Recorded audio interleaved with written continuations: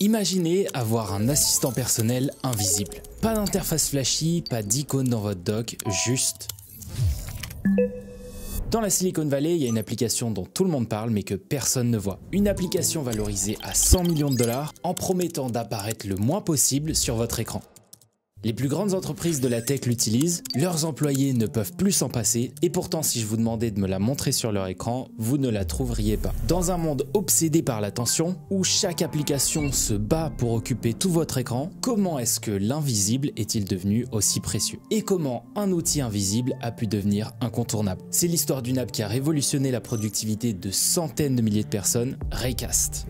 Pour comprendre ce qu'est Raycast, commençons par un petit calcul simple. Prenons une entreprise tech américaine moyenne. Un employé tourne dans les 130 000 $ par an. Pour une grosse équipe de 100 personnes, ça correspond à 13 millions de dollars. Chaque personne perd en moyenne 10% de ses journées à faire ce qu'on appelle du context switching, c'est-à-dire passer d'une app A à une app B. C'est ce qu'on appelle la toggle tax. Et au cours d'une année, cette toggle tax atteint 5 semaines de travail ou 9% du temps effectif. Mais c'est pas tout, parce qu'à chaque interruption, il vous faut 23 minutes pour revenir à votre tâche d'origine. Vous savez quand vous devez faire une recherche, et que vous ouvrez vos mails, et que 23 minutes plus tard, vous êtes encore en train de lire ma newsletter. Bon ok, c'est un peu présomptueux, mais il y a pas mal de bons conseils. Eh bien, c'est précisément ça le problème que résout Raycast. Vous maintenir dans votre état de flow en allant simplement chercher l'information dont vous avez besoin. Envoyer un message sur Slack, gérer vos tâches, réorganiser vos fenêtres, tout se fait avec une seule touche. Et ce truc-là fait gagner énormément de temps aux entreprises. Parce que si on arrive à faire perdre ne serait-ce qu'1% de moins à toute cette équipe, on pourrait économiser 500 000 $ par an.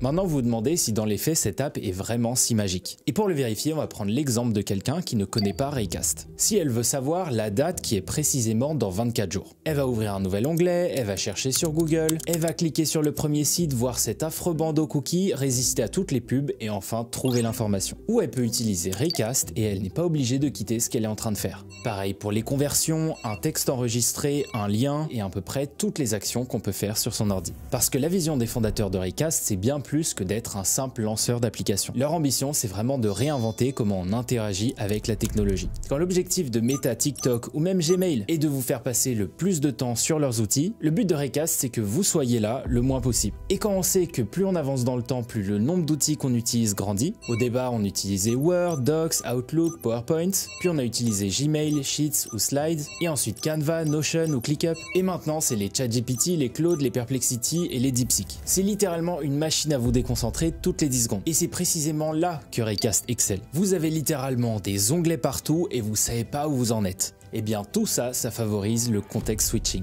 Et vous perdez beaucoup de temps à faire ça. Alors maintenant, vous pouvez vous demander comment est-ce que je l'utilise au quotidien. Eh ben, bienvenue dans mon utilisation de Raycast. Bon déjà, j'utilise la calculatrice. Au-delà de calculer, elle me permet de convertir des euros en yens, de trouver la bonne date, de faire des calculs de toutes sortes et ça me fait gagner beaucoup de temps. J'utilise aussi beaucoup l'outil de window management qui permet d'organiser les fenêtres comme je veux. Et ça, je l'utilise probablement 100 fois par jour. J'utilise beaucoup les quick links qui me permettent d'aller beaucoup plus vite. Notamment dans certains outils que j'utilise comme par exemple ClickFunnels qui est une vraie usine à clics. Plutôt que de cliquer et encore cliquer, avec Raycast je peux aller directement là où je veux aller. Un autre truc que j'adore c'est les snippets qui me permettent de répondre très rapidement à n'importe quel message. Mais on peut également faire plein d'autres choses comme par exemple stocker des notes rapides à la volée pour les retrouver. Tout ça c'est les bases de Raycast et c'est déjà très sympa. Mais si on allait plus loin, combien de temps Raycast peut nous sauver à ne pas aller farfouiller dans toutes les applications à chaque fois? Par exemple Gmail, avec Raycast pas besoin d'ouvrir l'application. On peut juste checker en un petit coup d'œil si on a des nouveaux mails. Ou encore Spotify, pas besoin d'ouvrir la fenêtre et de finir à écouter le podcast de Joe Rogan, juste un petit changement de musique et c'est bon. Ensuite Bear pour capturer une note rapido à la volée. Google Meet pour créer un lien en 5 secondes. Notion, pouvoir créer une page en 1 seconde. Ou encore gérer ses tâches sans avoir à ouvrir l'app. Et puis je peux en citer plein d'autres comme Fantastical où on peut créer un événement sans même ouvrir son agenda. Évidemment, il y a des milliers d'intégrations pour connecter avec ce que vous voulez. Mais là où ça passe de la catégorie ouais c'est cool à ouah c'est une dinguerie, c'est quand on parle d'IA. Aujourd'hui, on croule sous les différents outils d'IA. On termine avec plein de fenêtres et c'est un enfer. Et c'est précisément là que Raycast excelle puisque plutôt que d'avoir plein d'abonnements sur toutes les LLM, LLM, vous en avez qu'un seul qui est connecté à toutes. Parce qu'aujourd'hui, vous le voyez, toutes les semaines, il y a toujours des nouvelles news IA avec un outil qui est meilleur que l'autre, etc.